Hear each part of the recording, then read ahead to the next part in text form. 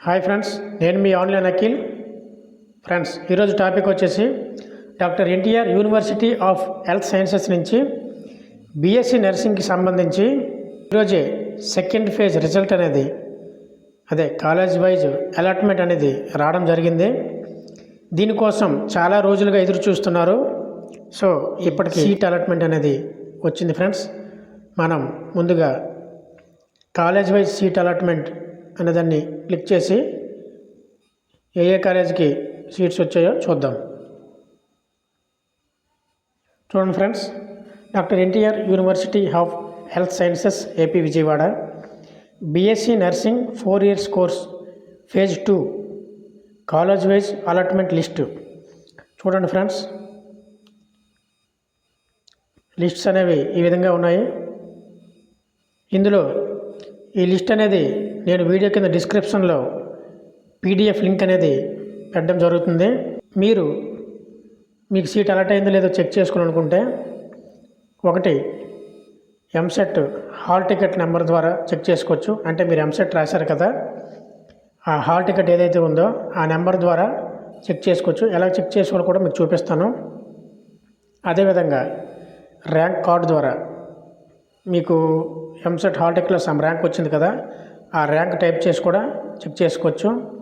అదేవిధంగా name of the candidate, మీ పేరు మీ సర్టిఫికెట్లో ఏ విధంగా అయితే ఉందో మీరు మీ పేరు టైప్ చేసినా కూడా ఈ లిస్టులో మీకు ఏ కాలేజీ వచ్చిందో మీ పేరు ద్వారా తెలుస్తుంది. అదేవిధంగా కొంతమందికి చూడండి ఫేజ్ 1 అని చూపించింది, కొంతమందికి ఫేజ్ 2 అని చూపించింది. ఈ ఫేజ్ 1 అనేది ఏదైతే ఉందో వీరికి ఫేజ్ 1లో సీట్ అనేది అలాట్ అయింది. సమ్ కాలేజు ఏదో ఒక కాలేజీలో సీట్ అనేది అలాట్ అయింది. కానీ ఈ వ్యక్తి ఎవరైతే ఉన్నారో ఈ ఫేజ్ 1లో తనకు ఆ కాలేజు వెళ్ళకపోవడం వల్ల ఫేజ్ 2కి పెట్టుకున్నారు. సో వీరికి ఫేజ్ 2లో సీట్ వచ్చినట్లయితే నో ప్రాబ్లం, ఫేజ్ 2 చూపిస్తుంది. ఒకవేళ వీరు సెకండ్ ఫేజ్లో పెట్టుకున్న కాలేజీలో ఏ సీటు కూడా రానట్లయితే వీరి సీట్ అలాట్మెంట్ అనేది ఫేజ్ 1లో. అదేవిధంగా చూడండి ఫ్రెండ్స్, లిస్టులోనివి కాలేజ్ వైజ్గా టోటల్ 244 పేజీలతో ఈ కాలేజ్ వైజ్ పీడిఎఫ్ లిస్ట్ అనేది రిలీజ్ చేశారు. నేను స్క్రోల్ చేస్తున్నాను, చూడండి. ఓకే, ఇప్పుడు ఫస్ట్ వన్ మీకు ఫేజ్ 1లో కానీ ఫేజ్ 2లో కానీ సీట్ అనేది వచ్చింది. ఇప్పుడు సీట్ వచ్చిన తర్వాత ఇప్పుడు కాలేజీకి మనము సెల్ఫ్ రిపోర్టింగ్ అనేది ఇవ్వాలి. అది ఏ విధంగా ఇవ్వాలో, కాలేజీకి వెళ్ళేటప్పుడు ఏమేమి పట్టుకెళ్ళాలో వాటి గురించి చెప్తాను. చూడండి ఫ్రెండ్స్, ఈ విధంగా వచ్చిన తర్వాత nursing 4 years phase 2 instructions of the principles దీన్ని క్లిక్ చేసినట్లయితే మీకు పీడిఎఫ్ అనేది డౌన్లోడ్ అవుతుంది. ఇది కూడా నేను డిస్క్రిప్షన్ ఇవ్వడం జరుగుతుంది. ఎన్టీఆర్ యూనివర్సిటీ నుంచి గవర్నమెంట్ అండ్ ప్రైవేటు కాలేజెస్ అనేవి అలాట్ చేయడం జరిగింది. ఇది అనేది second phase of web based counselling. దీనికి గాను ఈరోజు అనగా 6వ తేదీని సీట్ అలాట్మెంట్ లిస్ట్ అనేది ఇవ్వడం జరిగింది. దీనికి లాస్ట్ డేట్ వచ్చేసి 10వ తేదీ. చూడండి స్క్రీన్ మీద చూపించిన విధంగా 10వ తేదీ 12వ నెల 2024, అనగా ఇంకా 4 రోజులు మాత్రమే సమయం ఉంది. సో మీరు చేయాల్సిందల్లా ముందు రిపోర్టింగ్ అనేది ఇవ్వాలి. రిపోర్టింగ్ ఇచ్చినట్లయితే మీరు ఏ కాలేజీకి అయితే మీకు వచ్చిందో ఆ కాలేజీకి రిపోర్టింగ్ ఇచ్చిన తర్వాత ఆ కాలేజ్ యాజమాన్యం అనేది మీకు వచ్చిన కాలేజీని ఫ్రీజ్ చేస్తారు.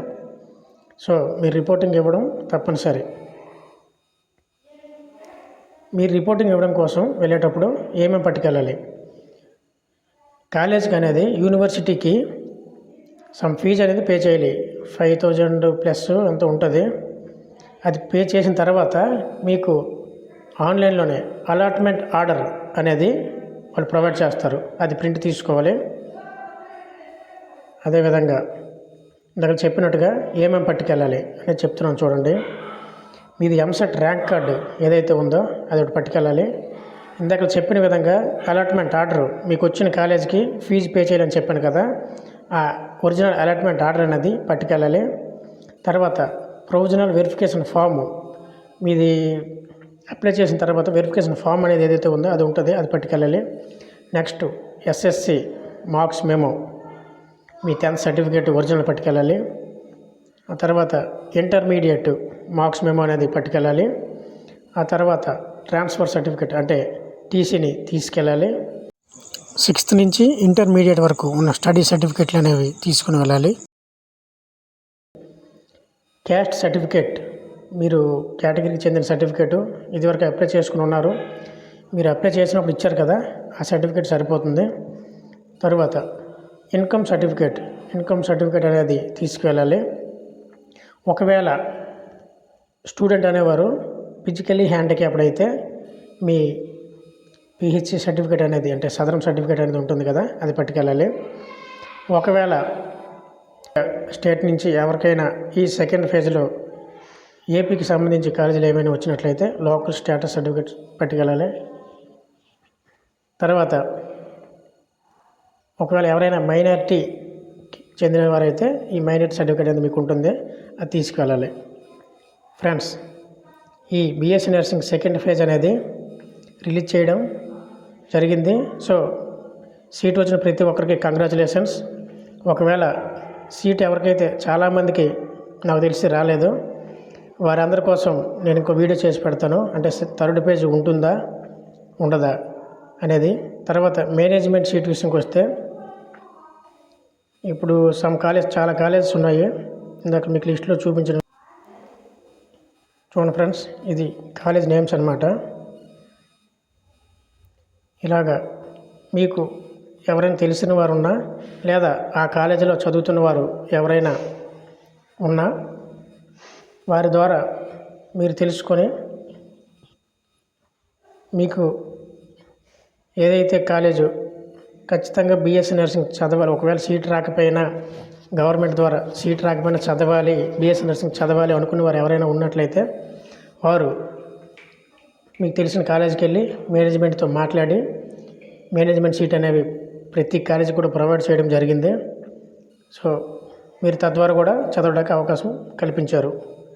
ఫ్రెండ్స్, ఇది ఈరోజు వీడియో.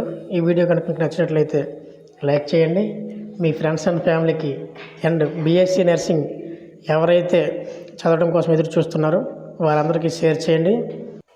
మన ఛానల్ని సబ్స్క్రైబ్ చేయడం మాత్రం మర్చిపోకండి. Thank you friends. జై హింద్.